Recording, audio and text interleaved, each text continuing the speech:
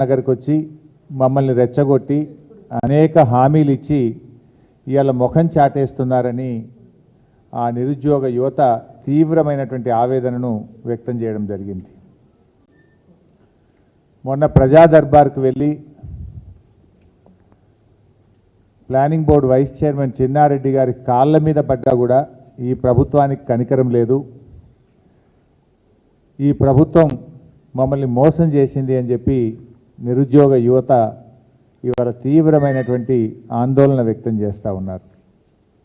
అంటే ఈ ప్రభుత్వం తీరు ఎట్లా ఉందంటే ఓడదాటేదాకా ఓడమల్లప్ప, ఓడదాటినాక బోడమల్లప్ప వ్యవహారంలాగా ఈరోజు రాష్ట్రంలోని కాంగ్రెస్ ప్రభుత్వ వ్యవహార తీరు శైలి ఉన్నది.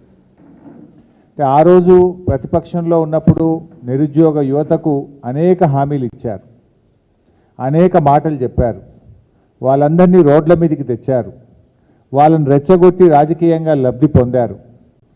సంతోషం. మరి అధికారంలోకి వచ్చినప్పుడు వాళ్ళకు ఆ రోజు ఏ మాటలైతే ఇచ్చారో ఆ మాటల్ని